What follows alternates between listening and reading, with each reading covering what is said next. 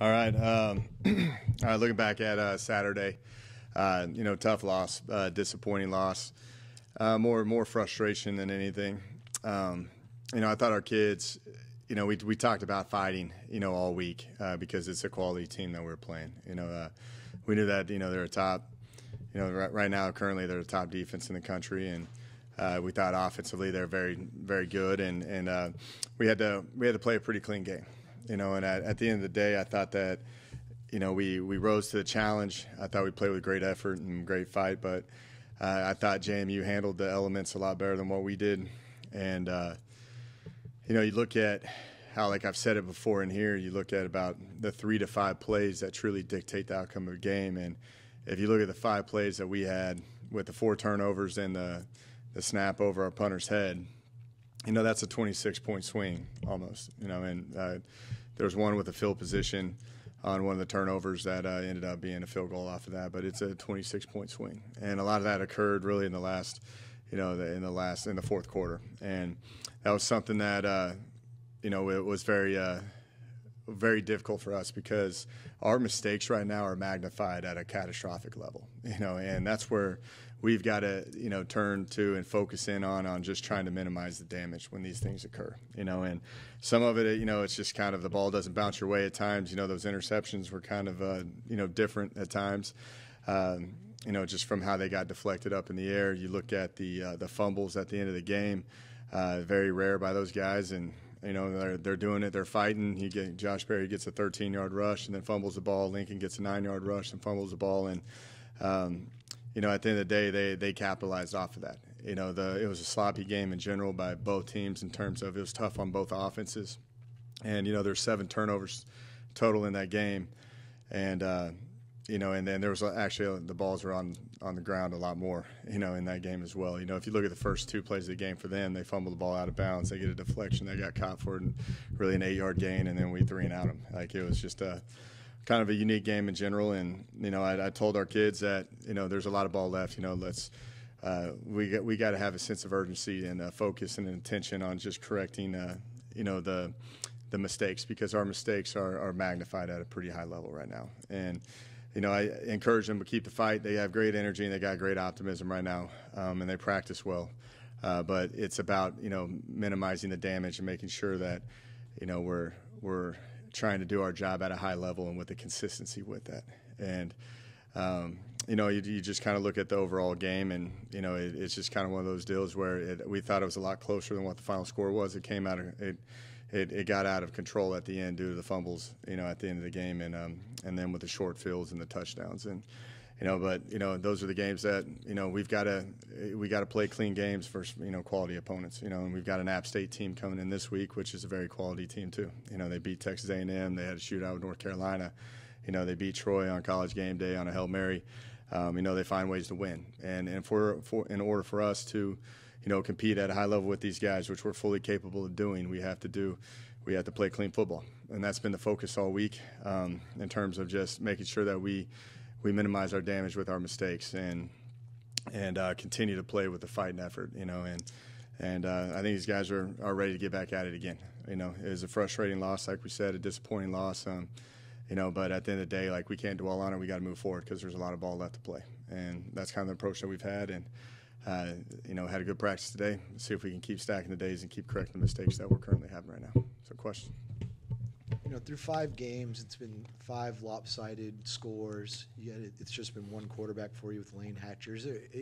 Is there any plan to get evaluation on the back of C.J. Rogers, Ty Evans, either one of them, to even just see what they've got? Yeah, no, I know what they got. I evaluate them every single day in practice, and throughout the whole, fall camp, and Ty's been around for a long time, and, I know what CJ is fully capable of doing. So, you look at that game right there, we're pretty much in the game until late at the end, and it's the elements, it's probably unfair for a quarterback to put him in at that point, But, no, we have these discussions all the time, but, we know exactly what we have in the quarterback room. It seemed like it was some musical chairs with the offensive line. Couldn't tell if maybe Russell Baker came out with an injury, moving guys around again for a second week. How did you evaluate Silas Robinson at center, and What are you thinking about guard and tackle with Castillo? It seemed like he kind of moved out to tackle from being guard. What's going on with the offensive line? Yeah, no, there's there was a lot of injuries that occurred. There were some things that we were working through, and Coach Ham and I talk about this all the time about you call it musical chairs, but it's the contingency planning on moving guys around where we can get our best offense line out in the game. And Russell went down early, Dalton Cooper went down, and Evan Lavelle's been in and out as well. So we have plans where we move these guys around, and they're all capable of playing. Richard West went from right tackle to left tackle, and Alex Castillo was left guard to right tackle. Silas Robinson came in, is playing well. He's playing hard, and he's a smart kid. He understands football very well. Comes from a coaching family, and he can communicate and get us in the right spots. And was proud of how he's came in really the last two games and handled the situation very well for just being unexpected and getting thrown in the game. Did you said Lavelle got in the game? Mm-hmm. How's he faring? He's still hurting. He's a tough kid. We got to still monitor how far along, like how much we can put on him. But we went down a lot of guys early in the game, and we had a plan in place, and it was good to watch those kids go out there and execute and play and put us in position to still have success. They did, and that's a testament to what Coach Ham's done. You kind of touched on the response a little bit after a tough loss like this. What's kind of been your evaluation, and what have kind of been the conversations you guys have been having? I know you mentioned after the game, a lot of looking yourself in the mirror, but what are kind of the other things that what have you kind of seen from your team in these past couple of days just in responding to that loss? Yeah, no, and they get it. Like, we have a lot of conversations in here, and I tell them all the time, like, eventually, like all the work that we're putting in this, if we stay close and we keep the fight up, the ball's going to eventually bounce our way. There's been some unfortunate things happen, injuries, and the way the ball bounces at times. But don't let that dictate all the work that you put into this. I think there's a great leadership on this team, and they charge the team up, and they know that we can't dwell on it, and we got to be one day at a time on focusing and making sure that we're correcting mistakes and still positioning our guys and contingency plans and everything if the injuries do occur.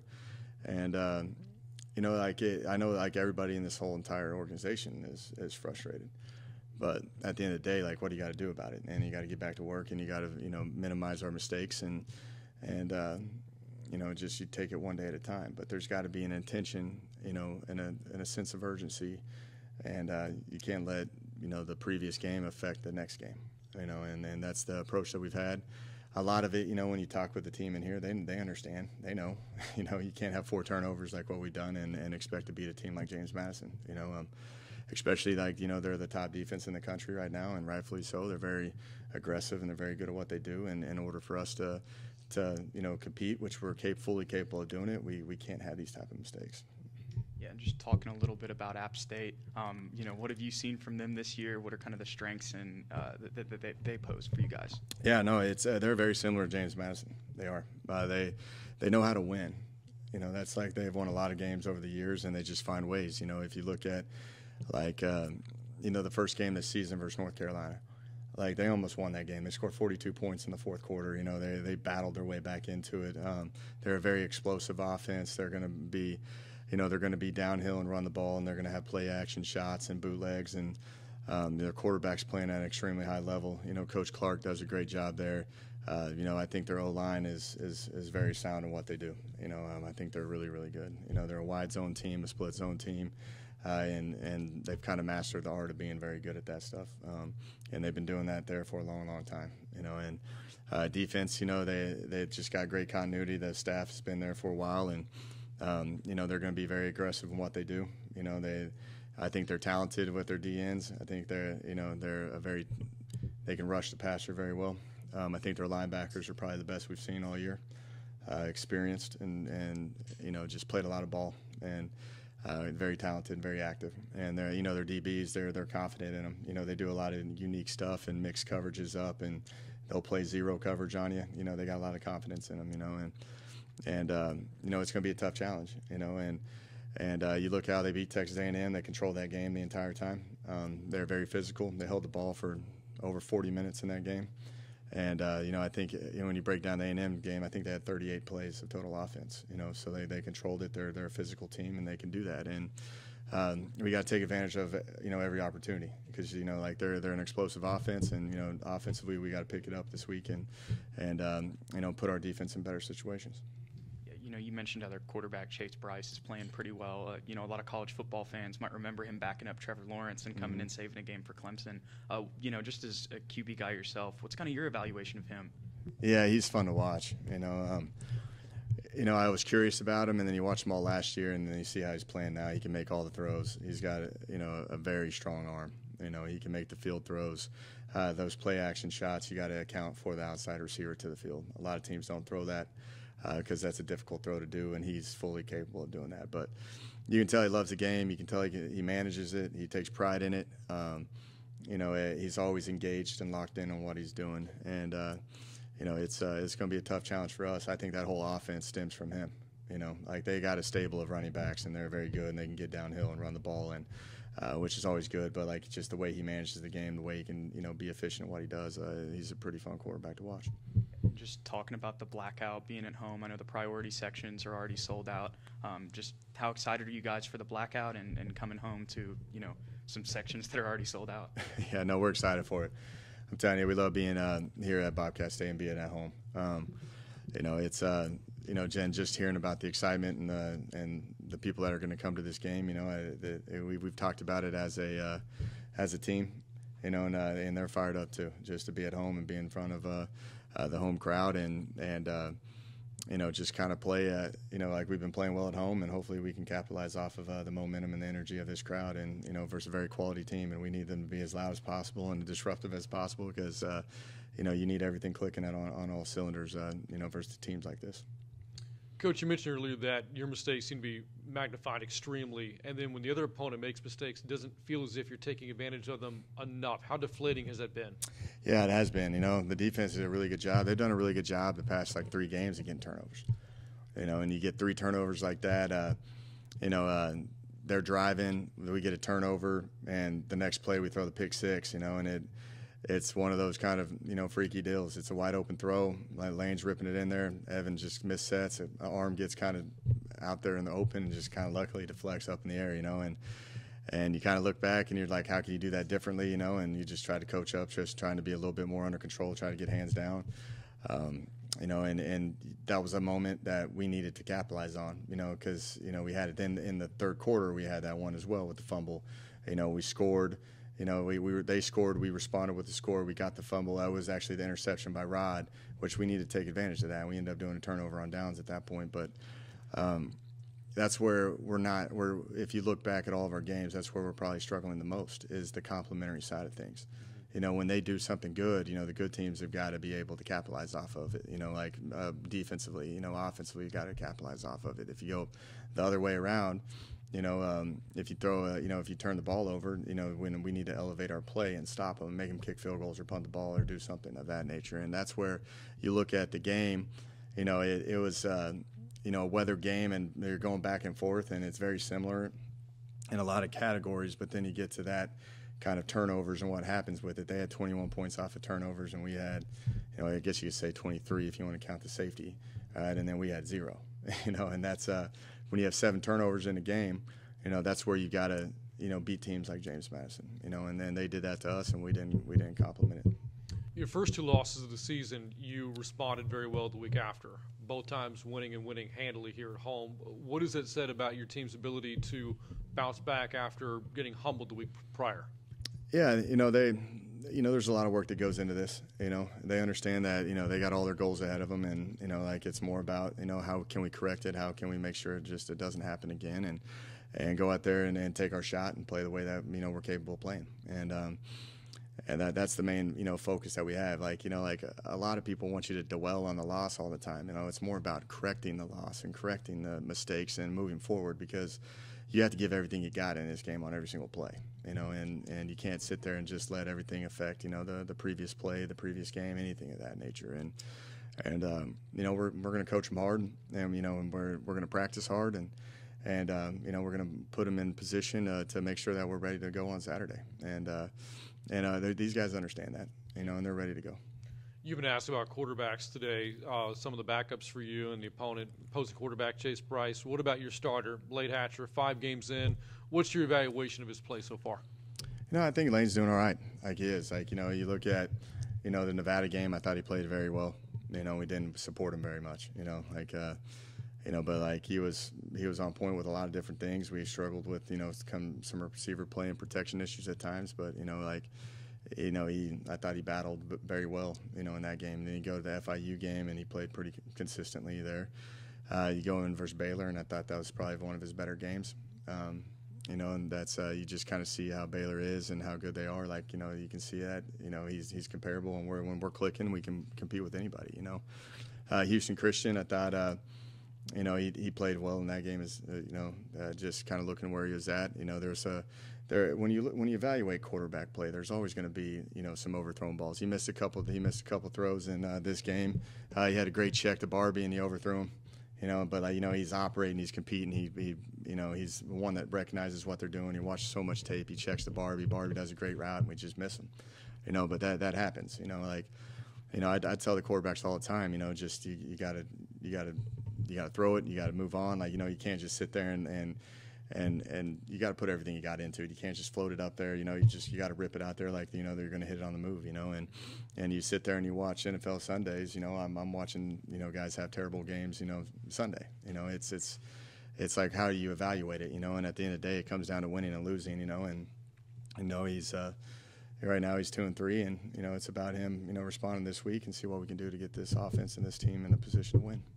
We saw Calvin Hill leave the game early against JMU. What's the latest on him? He's questionable right now. We got a lot of questionables right now, and he practiced today. And we'll see how he feels, and he'll be a game time decision. We talked back in July about how James Madison, Appy State back-to-back schedule makers didn't exactly help you a whole lot, about how both are offensive, both are defensive. What have you been telling your team about this stretch where I know you want to win every game, but as far as trying to evaluate the program, being able to get everybody better against the 2 top teams in the Sun Belt, both in the East? Yeah, that's a tough 2 draws, but I think this entire league's tough. So the more you look at it, the more you got to bring it in, and you look back at it, and I feel like we can compete with anybody if we just minimize our catastrophic mistakes, and play complementary football, and these guys understand that, they're competitive guys, they're frustrated, and they understand why, and and they're working diligently to fix it, and at this point, it doesn't really matter who we play, because it's going to be a game that's going to take all of us, doing our job and doing it consistently at a high level. And I enjoy playing teams like James Madison and App State, because if you want to be a good program, you got to play to the level of those guys that have been doing it consistently for a long, long time. And we got to rise to the challenge, and we're ready for the challenge. James Madison probably will get ranked at some point if they keep winning. Appy State was ranked after they beat A&M, even though they've come down a little bit. How do you preach the opportunity to the players? Because there's been a lot of national interest in Appy State, and this maybe is the opportunity for Texas State to capitalize on that and let people know that, hey, we got a good program here in San Marcos. It's not just about Appy State or the eastern side of the conference. Yeah, no, it's I try to not keep that. They know, I try to more focus on us and our individual, just accomplishments in terms of just making sure that we're the best versions of ourselves and we're correcting our mistakes and making sure that we're getting better on a daily basis. But I think with all the hard work and how we talk about stacking days and all that, and when you do get a great victory like that, it kind of just speaks for itself. But we can't be thinking about things like that. There's a lot of coach speaking that, but I've said in here now after 5 games, and you see the ups and downs and where we're at and how you correct it and you move forward with it all. And at the end of the day, we need to just keep focusing on us and minimizing our mistakes, and the rest will take care of itself. Final question from me. Appy State's a team that can pile up the points in a hurry against North Carolina in the 1 quarter against James Madison. Their defense can stuff their opponent like they did to A&M. How do you prepare with a team that isn't just one-dimensional? It's not just offense or not just defense, but it's both, and at the same time can give up a lot of points in a quarter like they did to James Madison. Yeah, no, you have to fight every play. You can't ever let your guard down versus a team like this, and you gotta play together as a team. You got to capitalize off of turnovers. You got to be able to move in and out of different situations and scenarios and do it at a high level together. That's how you're going to end up trying to beat teams like this. And it's always a tough challenge, but we got to play complementary football, play together, and minimize our mistakes. So I keep talking about it because that's like you guys see it. It's what it comes down to is all these catastrophic mistakes that are happening, and that's when the games kind of get out of control. Brady McBride, he's plays for the Mountaineers now. What will it mean to see him? Have you guys, what's the relationship like, if there is one still? Yeah, no, I haven't talked to him lately, no, but there's a lot of guys coming back to see him, so it'll be good to see him, and I know they'll probably have a lot of family and friends coming in for this game as well, but that'll be tough on a kid regardless, but as long as he's happy, he seems happy, and that's kind of the only thing that matters. But it'll be good seeing Brady run around out there. It'll be different, with him in a different uniform, but at least he's still playing the game, and I understand that this game brings a lot of challenges, a lot of obstacles, and his path has just led him to Boone, North Carolina, and I always wish Brady the best because he's an unbelievable person. You mentioned that Calvin Hill is going to be questionable. I'm assuming Baker and Cooper are probably in that same camp. Is there anybody else that's going to be questionable for Saturday? Yeah, there's a handful of them. It was musical chairs like you were talking about in the first really half, really the whole entire game. But you got the Evan, Dalton, and Russell up front that are all going to be questionable for the game, and it's nothing severe. They're out there still working through it. Let's just see if they're going to be 100%. And you go with Calvin Hill and Julian Ortega-Jones and Rontavious Groves didn't play last week. Micah Hiltz, Tyler Huff. Those are all going to be some game time decisions for us. But they're still working through that whole scenario. But we'll be ready for it. We're talking to London Harris. Great game last week for him. What can you say about him, especially moving to middle linebacker from outside linebacker? How's he look? Yeah, Lund's playing at a high level. He is like, it's guys like him. The game of football. There's always going to be adversity. There's always going to be things that you have to overcome, and that happens hundreds of times throughout the course of the game. And when you have like maybe one side of the ball struggling or having to deal with elements and weather or injuries or whatever it is. The leadership of like London, who's been here for such a long time. I call him the old head of the group. He's been here forever, and but he just lines back up and goes to work and tries to be as impactful for the game as he possibly can. There's a lot of teams that would point the finger when a side of the ball is struggling in a certain game or whatever it is, and the turnovers happen, and you kind of see the animosity on the sideline between offense and defense, but you don't see that here because these guys, they understand it. There's going to be a time where the defense is going to need some help and the offense has got to elevate their play, and we're all in it together. And I just love how he just brings that intensity, and he's all over the field, and he's having a great year. And that's something that he's been working towards is this moment, and he's taken advantage of his opportunity. He won't take it for granted because football is you put a lot of work into it, and it goes by really quick. We're already on the halfway point of the season after this game on Saturday, and you got to take advantage of every single time that you get to strap it up and go out there, and that's what London does.